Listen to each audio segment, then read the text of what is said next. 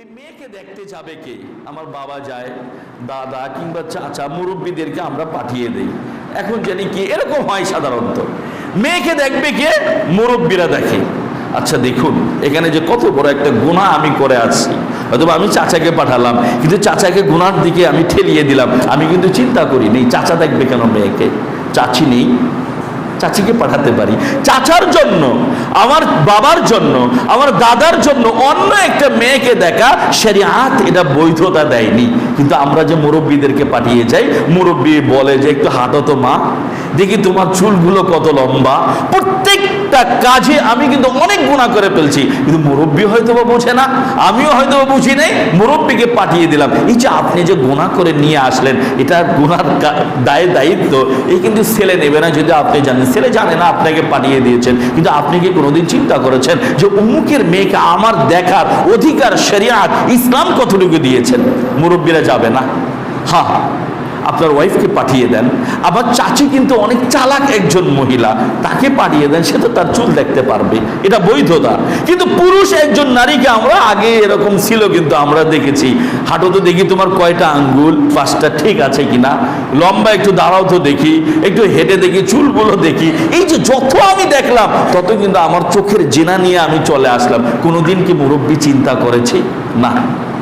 আমি বলছি না কালকে সংশোধন হতে হবে, আপনাকে ট্রাই করতে হবে যে না আমি 5 ওয়াক্ত নামাজ পড়ি, আমি কেন গুনাহ করতে যাব? তাহলে এখন প্রশ্ন আবার আসতে পারে, তাহলে কে দেখবে? মহিলাদেরকে পাঠিয়ে দেন, ওদের দেখা বৈধ, ওরা দেখবে। দেখে এসে আপনাদেরকে বলবে, ফাইনাল দেখবে যে সেটা হচ্ছে কি ছেলে মেয়েকে ফাইনাল দেখবে। মনে করেন মহিলা আমার বউ, আমার স্ত্রী কিংবা আমার চাচি দেখে আসলো, বললো হ্যাঁ সব কিছু ঠিকঠাক আছে। ফাইনাল কিন্তু আমার চাচি দিতে পারবে না, ফাইনাল কিন্তু আমার দাদি দিতে পারবে না, ফাইনাল কিন্তু আমার নানি দিতে পারবে না। ফাইনাল দেবে কে? ছেলেকে দেখাতে হবে। আল্লাহ নবী বলছেন যখন ছেলে একটা মেয়েকে দেখে তখন মাঝখানে আল্লাহর রহমত বর্ষিত হয়। সুবহানাল্লাহ।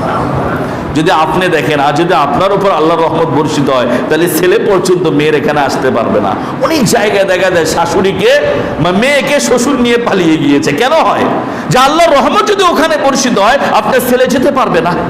আপনার ছেলে যখন মেয়েটাকে দেখে তখন দেখবেন ম্যাক্সিমাম 2-1টা এটা থাকতে পারে স্বতন্ত্র, ম্যাক্সিমাম ছেলে এসে বলবে আমার পছন্দ। কেন জানেন? যখন ছেলেটা ফাইনাল দেখে মেয়েকে, তখন মাঝখানে আল্লাহর রহমত বর্ষিত হয়। দুজনের মধ্যে জীবনে ওই মেয়েকে কোনো ছেলে দেখেনি, আল্লাহর রহমত এমন বর্ষিত হয়, সাথে সাথে মেয়েও রাজি হয়ে যায়, ছেলেও রাজি হয়ে যায়, কাজটা খুব তাড়াতাড়ি সমাধান হয়ে যায়। সুবহানাল্লাহ। কাজে আমি আমার চাচাদেরকে বলবো, আমি আমার বড় ভাইদেরকে বলবো, মেয়েকে দেখার দায়িত্ব আপনার নয়, মেয়েকে দেখার দায়িত্ব আমার চাচির। মেয়েকে দেখার দায়িত্ব একটা মহিলার, পুরুষের নয়। ফাইনাল দেখবে ছেলে।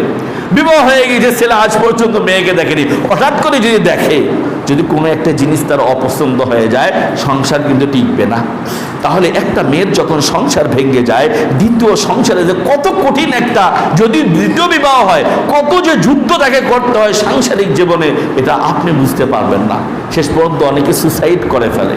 ভাইয়েরা আমার, এরপরে আলহামদুলিল্লাহ সব কিছু শেষ হয়ে গেল, এখন বিবাহ হবে। আমি আমার এলাকার ভাইদেরকে বলছি, চেষ্টা করুন, হয়ে যাবে। আমি অন্যদেরকে বলছি না, আমার এলাকার মুসল্লি যারা রয়েছে তাদেরকে বলছি। আর যারা আপনারা শুনছেন তারা যদি চেষ্টা করেন, তাহলে আমি মনে করি এর মধ্যে বরকত হবে। কেন আপনার ছেলের সংসার টিকবে না? কেন আপনার মেয়ের সংসার টিকবে না? আমি যদি প্রথমে ভুল করে থাকি, তাহলে রং করলে তো রঙই হবে। দেখুন এরপরে করণীয় কি? বিবাহ হবে। বিবাহ হলে আমরা সাধারণত দেখি ভুল কিন্তু আমরা করে আসি। আমি বলছি না যে কালকের মধ্যে ঠিক করবেন, তখন আমরা করি কি, সেখানে গিয়ে মোহর নির্ধারণ করতে হবে। ছেলের যতটুকু সাধ্য রয়েছে দিতে পারবে ততটুকু মোহর।